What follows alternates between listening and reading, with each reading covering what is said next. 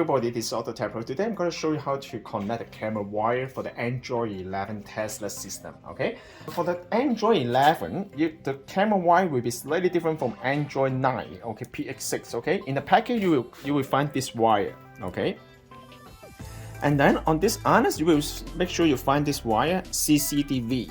CCD refer to camera. Okay. And on the main harness, you will find one of the camera wire here most of the time. Okay, this is for the camera. Okay, if your car comes with the original camera, okay, then you need to use this one. Okay, and connect this one to. You come with connect to here CCD. Okay, this is for door RAM. However, this harness will come with all the Tesla system. All right. You can try this one first, okay? If this one doesn't work, then you can try this one, all right? Okay.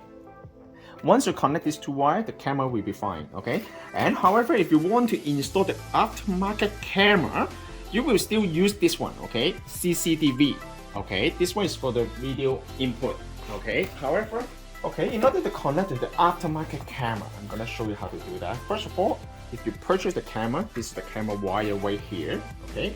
And this is the camera wire, alright? So I'm gonna show you. Okay, in the camera wire, you will come with two different harness. Okay, it will come with the this wire. Okay, this one you don't need to use this one. Okay, first of all, you need to cut this one first. The reason why, because you see those two wires, if they touch each other, you will burn the camera. First thing to do, cut it. Make sure they don't touch each other. And then this is the one that the wire to the front of the dash. CCDV is the camera input that you need to use. And at the same time, this one, you need to provide the power all the way to the camera, okay, to the back of the camera.